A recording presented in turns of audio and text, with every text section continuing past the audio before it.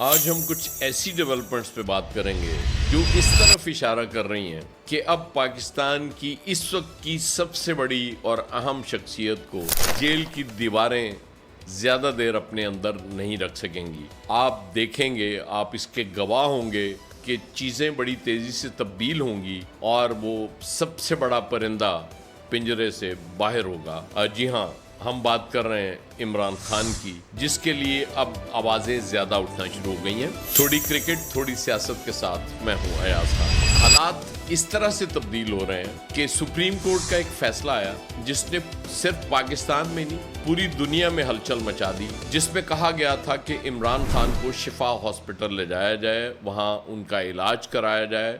16 सितंबर तक उनकी बहन और उनके जो डॉक्टर हैं फैसल सुल्तान, वो उनके साथ रहे। हुकूमत ने इस पे अमल नहीं किया, उनको पेम्स ले गई। पेम्स में आज एक बड़ा अफसोसनाक वाक़या भी हुआ, आग लगने की वजह से शॉर्ट सर्किट 15 नौमालूद बच्चों के जान बहक होने का बहुत दिलखराश वाक़या हुआ है। तो वापस आते हैं हम अपने टॉपिक की तरफ। अभी आप देख रहे हैं कि 21 साबिक कप्तानों ने एक बार फिर प्राइम मिनिस्टर को खत लिखा है, और इस दफ़ा इससे पहले भी लिखा था कुछ साबिक क्रिकेट कप्तानों ने खत, और इमरान खान साहब के हवाले से तशवीश का इजहार किया था।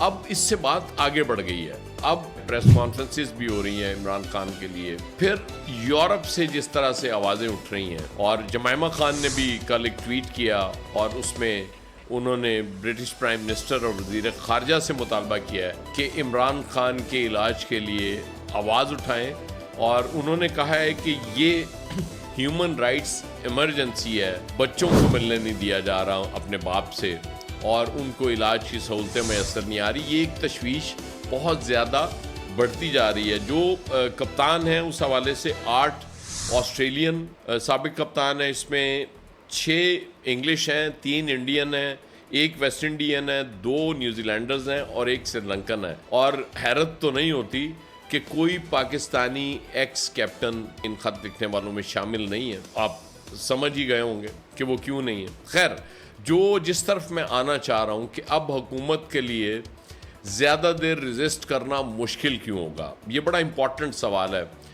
इस पे आप भी सोचिएगा कि क्यों मैं कुछ चीज़ें आपके सामने रखूँगा, आपको बड़ा आसान हो जाएगा आपके लिए फैसला करना। जब यूरोप से प्रेशर बढ़ता जाएगा जिस तरह से अब बढ़ना शुरू हुआ है, स्पेशली यूके से, अगर यूके से कोई इस तरह की डिमांड आई इमरान खान साहब के इलाज के हवाले से, या उनकी जो मुकदमात हैं उनके ट्रायल के हवाले से, तो फिर क्या इस हुक्मरान ख़ानदान के लिए जो इस वक्त रूल कर रहा है पाकिस्तान में, इसके लिए उसको इग्नोर करना आसान होगा? मुझे नहीं लगता कि आसान होगा। उसका रीज़न ये है कि नवाज शरीफ साहब हों मेरे कायद, शहबाज शरीफ साहब हों, इवन इसहाक डार हों, इन सब के यूके में स्टेक्स बहुत हाई हैं।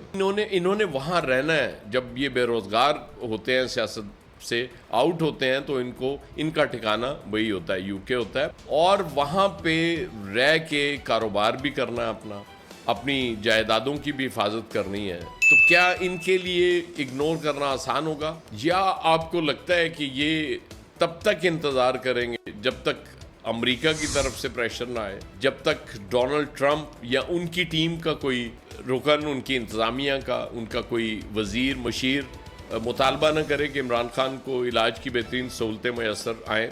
उससे पहले मुझे लगता है अब जो चीज़ें ज़ाहिर है, कुछ लोग ये दावा करते हैं जी उनके पास इन्फॉर्मेशन है, अगरचे आपको भी पता है कि उन्हें इन्फॉर्मेशन फीड की जाती है, उन्हें कहा जाता है कि जी ये बस होने जा रहा है, और वो हुकूमत को 5 साल भी दे देते हैं और कहते हैं कि कोई इशू नहीं है, जिस तरह की मर्जी हालात हों, हुकूमत जो मर्जी करे, ना ये बयानियाँ बनाने में कामयाब हो, ना ये मईशत चला सके, ना ये मुल्क चला सके, ना महंगाई कंट्रोल कर सके, पेट्रोल और डीजल डेली महंगा करती रहे, उसको पैसे देते रहें IPPs को कैपेसिटी चार्जेस के नाम पे, LNG के कैपेसिटी चार्जेस देती रही, इसके बावजूद कोई फ़र्क नहीं पड़ेगा। फ़र्क क्यों नहीं पड़ेगा?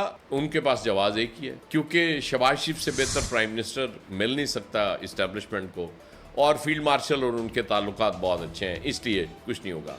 अब आप ज़रा गौर करें कि सुप्रीम कोर्ट के एक हुक्म के बाद एक बहन उज़्मा खान की मुलाकात होती है, अगरचे वो पेम्स में होती है, होनी शिफा में चाहिए थी। फिर कल दूसरी बहन नौरीन खान की मुलाकात होती है, अडयाला जेल में। अब ये क्या महज इत्तफाक है और क्या सुप्रीम कोर्ट का ये फैसला देना महज इत्तफाक है? हुकूमत के लिए सबसे ज़्यादा जो मुश्किल बनी है, जिसकी वजह से ये बहुत ज़्यादा आवाज़ें उठना शुरू हुई हैं दुनिया में, वो सुप्रीम कोर्ट के उस फैसले की वजह से हैं। और उससे भी ज़्यादा हुकूमत के अपने जो इक़दाम है हुकूमत का, जो हुकूमत से हरकत कराई गई है कि इमरान खान साहब को पिम्स ले जाया गया बजाय इसके कि शिफा ले जाते। यही काम शिफा ले जाके करा सकते थे आराम से। कोई अमनो-अमान की ऐसी सिचुएशन वहाँ नहीं बनी हुई थी जिससे कहा जाता कि जी पता नहीं कोई हज़ारों लोग आ गए थे वहाँ।